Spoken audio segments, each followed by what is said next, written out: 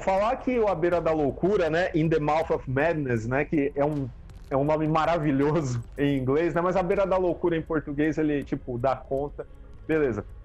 Mas, como o terror dos anos 90, cara, eu acho muito curioso, porque quando a gente combinou essa pauta aqui, que a gente já tava para fazer há bastante tempo, até antes da pandemia, né, quando nós combinamos de gravar esse programa aqui, eu já fui atrás, eu já tava com isso na cabeça, né? Pô, filme de terror bacana dos anos 90 e tal.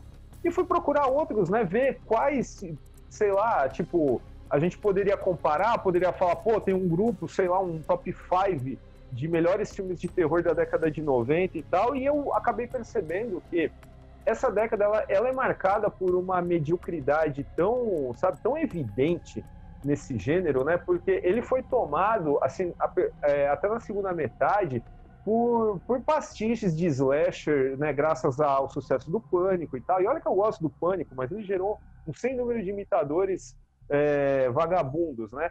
Teve uma proliferação também de terror teen também, né? A Mão Assassina, essas coisas. Cara, você pega qualquer lista de MDB e tal para comparar isso, você vê que o que realmente se destaca é A Beira da Loucura do John Carpenter, né? Que, sei lá, naquele momento já dispensava apresentações como diretor de nicho e tal. E o que é mais curioso é que a gente está falando de um filme, né?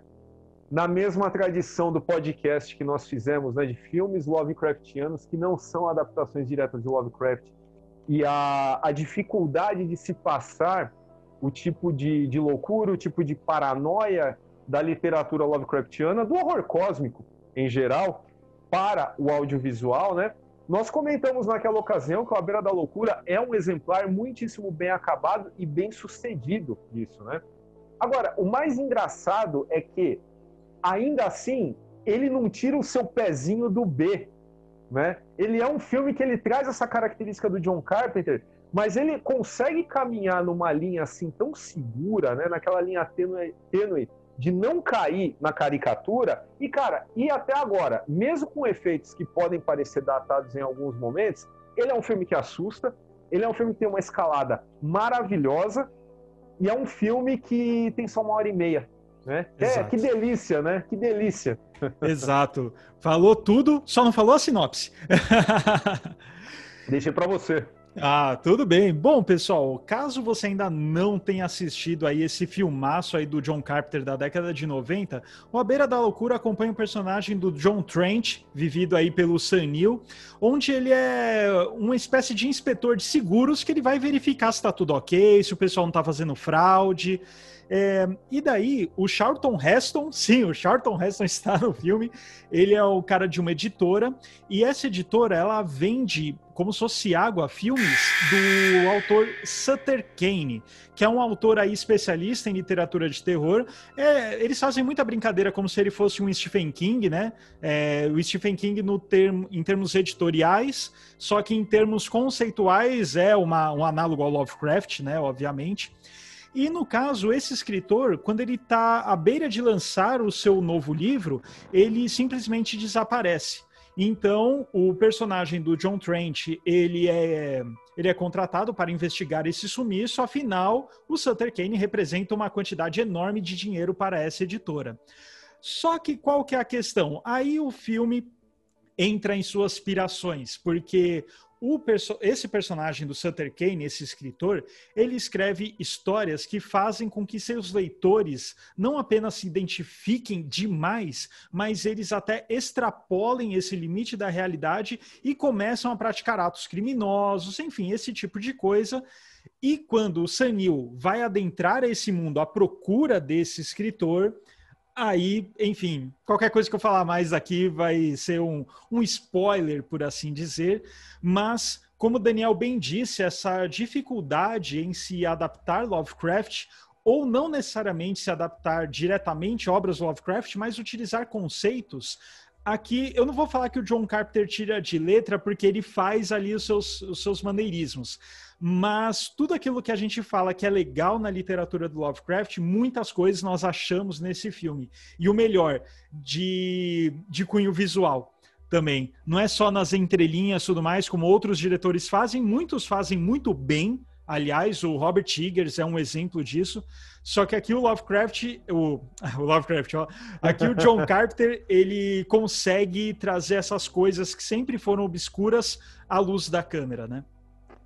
Não, e sem falar que existem vários easter eggs aí. É claro que muitos deles eu tive que procurar na internet, porque somente, sei lá, estudiosos de Lovecraft perceberiam determinadas brincadeiras que foram feitas nesse filme aí com sinopses do história do Sutter Kane, com coisas que acontecem no filme, e por aí vai, que também não seria muito produtivo a gente trazer aqui, porque senão o vídeo ia ficar com cara de enciclopédia e tal, e não é esse a nossa intenção. Mas o bacana, cara, que eu acho, é que assim, tudo que você falou dos maneirismos do Carpenter e tal, as questões visuais de você levar uma obra que lida de uma forma tão subjetiva com a loucura, como é o caso do filme aqui, é que uma das partes mais bacanas que eu acho, uma das partes que mais te deixa assim, sabe, apreensivo, sabe, apertando o braço da cadeira, é uma que não tem nada a ver com o monstro, é aquela cena do carro na estrada, aonde a pintura da pista some. Cara, aquilo ali eu achei de uma esperteza visual tão absurdamente foda. E também, cara, eu tenho que destacar que quando alguma monstruosidade, alguma coisa mais explícita precisa aparecer no filme, ela é feita também de uma forma que, é claro, você olha e você fala, hoje fariam digital e fariam mais realista. Mas mesmo no filme, cara, uma outra coisa que a gente comenta muito, né? É a beleza do efeito prático inserido de uma forma orgânica na narrativa. Eu acho isso muito bacana. Eu acho que em nenhum momento o Carpenter ele pesa a mão nessa questão. Eu acho que ele é muito superior a um filme que é superestimado demais de alguns anos antes, uns 8 anos antes do A Beira da Loucura, todo mundo rasgou a seda por causa do Hellraiser, cara. Sinceramente, tudo que falam do Hellraiser até hoje me parece muito mais adequado de falar do A Beira da Loucura, entendeu? Não, realmente, o A Beira da Loucura ele é um exemplar tão interessante na filmografia do Carpenter, porque por mais que você assista, você fala, nossa, tem a cara do John Carpenter, a gente percebe que a escalada do filme é muito diferente dos outros filmes dele, né? Então, por exemplo, você pega o Enigma de Outro Mundo, que é um filmaço dele, a gente adora, fizemos um na tela sobre ele, tem um card aqui em cima para você conferir caso ainda não tenha assistido esse nosso programa, mas o Enigma de Outro Mundo, ele é uma escalada que vai num gráfico crescente, né? É um gráfico praticamente exponencial. O aqui, A Beira da Loucura, tem um ponto no meio do filme que ele já vai lá pro alto. E depois ele fica brincando com você, espectador, e com o protagonista, né? E por que isso? Porque você, no começo, o filme ele não é linear, porque ele começa com uma cena que, cronologicamente, ela é mais adiante, né? O Sam Neill chegando no hospício, e ele até fala, não, mas esse não é o final, esse não é o final. Então você já fica com isso na cabeça, né? Então é também uma história metalinguística, com certeza. E quando vai passando o tempo e você vai acompanhando o personagem Sam Neill, chega uma hora que acho que é uma das coisas mais interessantes que eu acho no filme, porque, assim, você chega e você jura de pés juntos que ele é um filme mais onírico. É um filme sobre sonho, é um filme sobre pesadelo. E quando o filme mostra que não é isso, cara, é uma explosão, assim, na sua cabeça, uma catarse intelectual e conceitual, porque o que acontece? É claro, você tem inúmeros exemplares maravilhosos de filmes oníricos, que tudo acontecia num sonho do personagem, ou que você possa interpretar como um sonho. Vai, Elise e o Diabo, por exemplo, tal. Só que esse filme, ele poderia muito bem cair nesse pastiche, e quando eu digo pastiche, seria o quê? Seria uma solução fácil para a loucura que acontece no filme. E aqui ele mostra que assim, não é onírico, não é sonho, é loucura mesmo. É loucura. E é uma loucura não inerente do personagem, porque daí você poderia falar, é um cara doido, esquizofrênico e tal. Não, é uma loucura cósmica. E o mais legal é que você trouxe o Enigma de Outro Mundo para a história, porque assim, né, poucas pessoas lembram Mas o próprio Carpenter, né, diz que tudo é parte de uma trilogia, né, chamada Trilogia do Apocalipse, O Enigma de Outro Mundo, O Príncipe das Sombras e A Beira da Loucura, né? Todos os três que poderiam ser considerados Lovecraftianos dentro da nossa... Até falam, né, que O Enigma de Outro Mundo é uma adaptação não oficial de Nas Montanhas da Loucura, o que eu não concordo, né? Eu acho que Só tem a localização parecida, né? Exato.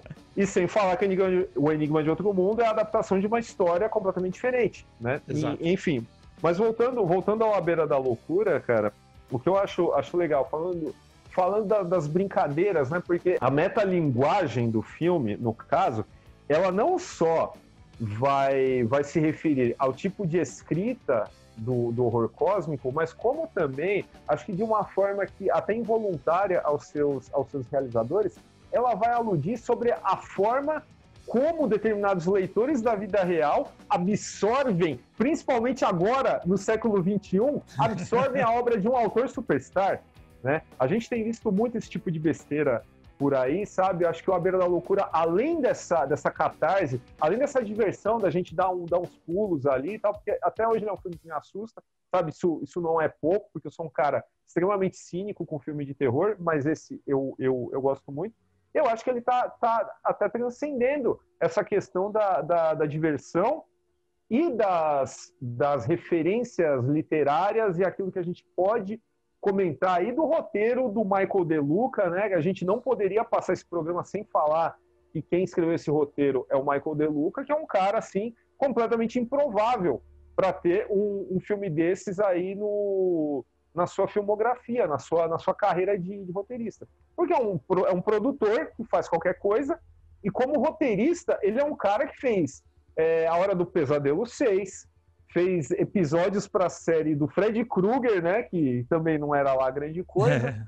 Que mais? É o responsável pelo plot do Juiz com o Stallone, né, o que também sabe, é um demérito na carreira do cara, enfim. Não, com certeza. E assim, eu não tenho dúvidas que o Carpenter mexeu muito no roteiro. Eu acho que a parte do Michael De Luca ficou mais assim no plot como um geral, mas toda essa questão cósmica e tudo mais, poxa, isso é muito a cara de John Carpenter. Eu até, quando a gente estava falando de fazer, eu até me surpreendi, porque para mim o roteiro era do John Carpenter também. Eu tinha plena certeza, né? Tem a cara dele. E assim, como você bem falou, a questão dos efeitos práticos, tal, tudo mais, isso é muito legal. O John Carpenter também não abusa, né? Ele guarda para momentos muito específicos. Tem só um momento que eu acho que não precisava, que é da senhorinha que mata o marido a machadadas, que poderia ser só ela dando machadada no marido e é um monstro, né? Ela vira um monstro e tal. Acho que poderia só ser ela, porque vai ter monstros depois. Mas fora isso, nossa, é um filme que me leva tranquilo. Só a atriz, que é a Judy Carmen, né? Só ela é bem ruinzinha, assim, ela me tira um pouco do filme, mas o Senil tá muito bem, até na hora mais canastra dele, faz sentido, né? Porque é uma hora que ele tá querendo falar, porque eu sou o cara que descobre várias fraudes, não sei o quê. Isso também é muito bacana, né? A profissão do personagem, né? Ele é um cara que ele é cínico por natureza por conta da sua profissão. Ele tem que descobrir fraudes por conta de seguro, tudo mais. Então, ele é um cara que ele vai entrando na brincadeira do filme e ele começa a falar que aquilo é um filme, né? Um filme não, né? Mas ele começa a falar que aquilo tudo é uma encenação. Né? Isso é uma encenação, legal, vocês fizeram isso no quadro, não sei o que lá, tal.